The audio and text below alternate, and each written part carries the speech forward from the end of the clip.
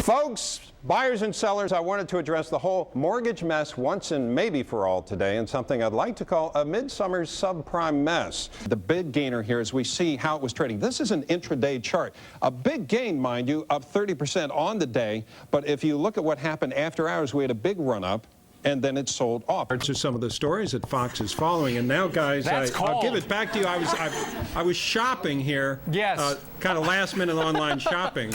Yeah. Get me something for my wife, would you, Bob? I already did. Thank you. Oh, what hello. Wait a minute. It's... Wow. Bob is very I don't think I like the sound of that. So was His I. wife is beautiful, beautiful, and he's got two beautiful little girls. How old are they now? Two? Two. They're so cute. Two. Must be nice having Christmas with your little Oh, babies. yeah. It's fabulous. One, by the way, still calls me Bob. Oh, that's good. Let me tell you something. We just moments ago, right before I got on here, had some PSYOPs military vehicles for the U.S. come by giving some messages to the local people. Just happened a couple minutes ago. I'll tell you what they said. It's another reflection of heightened security and heightened concern about the tension here. The pro forma, what is it going to not include or include to get you to that positive number in the fourth quarter? All right. The suit isn't lined. I think that's weird. Yeah, you buy cheap stuff. Good morning, everybody. Welcome to today's business. Oh, my God. Join Mark Cuban and myself for a roundtable discussion on the future of the Internet. Stay tuned. CNBC's Squawk Box continues in a moment. There's a dispute as to whether they actually were supposed to be paid $50. This is just one paper in the area that said so. The other papers have nothing about that. And we talked to some of the U.S. officials here, and they say that's not the case. There may have been a misunderstanding. You can no longer say, I'm worth $60 million a year. Oh, by the way, I didn't know that was going on. What's that? The subject. Let me ask you. You go ahead. Bob. You don't need me. You're doing the interview here, Bob. I don't mean to be. No. I just going to say, Bob, you're doing a great job. You go ahead. Thank you very much. A power couple right here. on air. An on-air power couple. She's fabulous. I love working with her. And those are your headlines. Now let's go back down to Bob and Allison. Thank you very much, Allison. She did a good job there. Thanks. Yeah, she always does. It's like really. she's done it before. Quite frankly. Yeah. You're a big fan of hers, aren't you? I'm her. You're probably the I'm biggest. her biggest fan. Yeah, Yes, I would think. You going after Miss Universe? I don't mean after her. I mean, going after the She's title. going after her at night. As Paige pointed out, my wife teaches sex education in high school. Anyway, Mary Kay, my wife, would say... That is so not her name. Folks, buyers and sellers, I wanted to address the whole mortgage mess once and maybe for all today, and something I'd like to call a midsummer subprime mess. First, I'm a mortgage lender. Call me Countrywide Financial. I sell a product. It's called money. I loan it out at a higher rate than I borrow it. It's pretty simple. That's how I make a profit. Now, a couple years ago, the easy money in real estate started drying up. So I started going easier on credit. Oh, Gabir, you want a mortgage. Do you have a job? No. Okay. Do you have good credit? No. Do you have any money to put down? Heck no. No problem. Not to worry. We've got a mortgage for you. Don't worry about it. There's a check in there. And I have my papers here, the mortgage. It's called a subprime loan. You can pay me a low rate now, maybe a higher rate later. Don't worry about it. But I don't keep these loans. I package them. I sell them. I put them together and sell them to somebody like the Tucker Barnes hedge fund or Bear Stearns hedge fund. Along comes Tucker, and he's willing to pay for them. He buys them. He gives them to me. He wants the money for them. In return, he gets the monthly payments. The hedge fund also doesn't know that some of the loans might be bad because a rating agency like S&P has said they're AAA. Don't worry about it. It doesn't get better than that. And what are you going to do with those, Tuck? Well, Bob, I'm going to borrow money against against the value of the loans and use the money to bet on the direction of the markets. I'm going to make a lot of people very rich. Oh, very good. That's good to hear. Good luck. Thank you, Bob. Nice doing business with you, Tuck. Something could go wrong. Some of the borrowers are failing to make their payments. Now, I know that, and he doesn't. If this were a play, we'd take the end of Act 1 right here. Now, Act 2. A number of people stop paying their mortgages, and hedge funds don't get the income from the payments to keep their funds going, and Tucker Bear Stearns has to sell a bunch of assets to pay bills.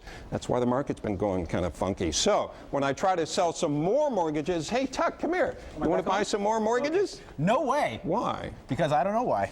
Wait, because because so many of those loans are bad. I don't want anything to do with them. Oh, all right. Thanks a lot. Well, okay. Thanks, Tuck. Well, I don't know how many are bad either. Some hedge funds lose billions, and thousands of people stand to lose their homes in foreclosures. Not only that, mortgage lenders like me, I can't borrow money from anybody. People can't buy homes. Wall Street sells off because they have to get the assets to pay their bills. If this were a play, this would be the end of Act 2.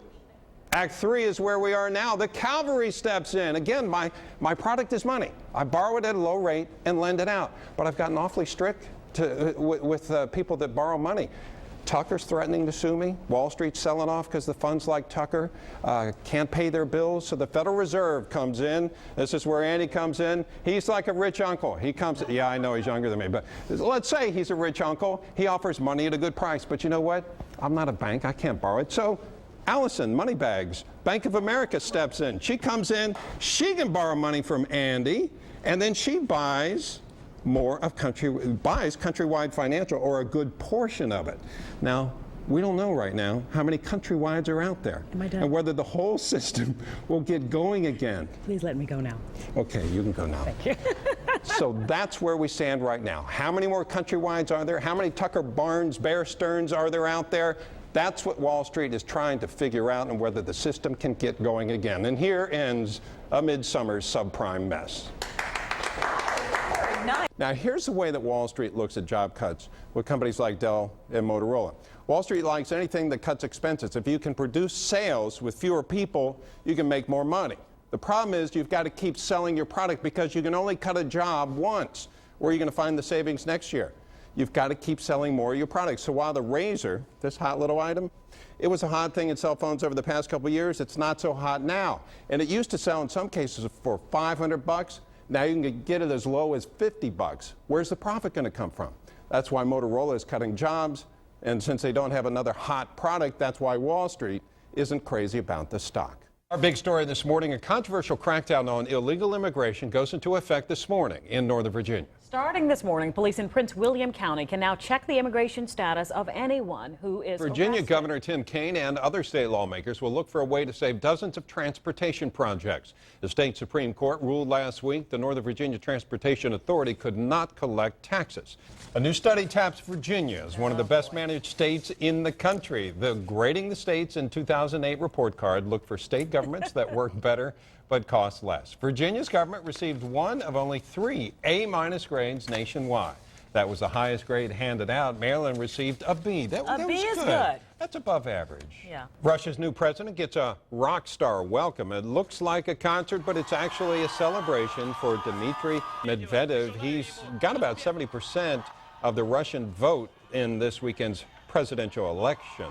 He's a close ally of the current president, Vladimir Putin. By the way, the foreclosure thing that we're talking about, a lot of people are facing this, and we're going to try to talk about there is life after foreclosure. What do you do? How do you deal with it? And what's the future hold as far as your credit, repairing your credit, having a home again in the future, if that's your goal, those kinds of things. So a lot of questions. That is good, not just the bad absolutely. news, giving some promising news for the future. Right. All right. Also promising today in the You guys are always in such a hurry to get rid of us.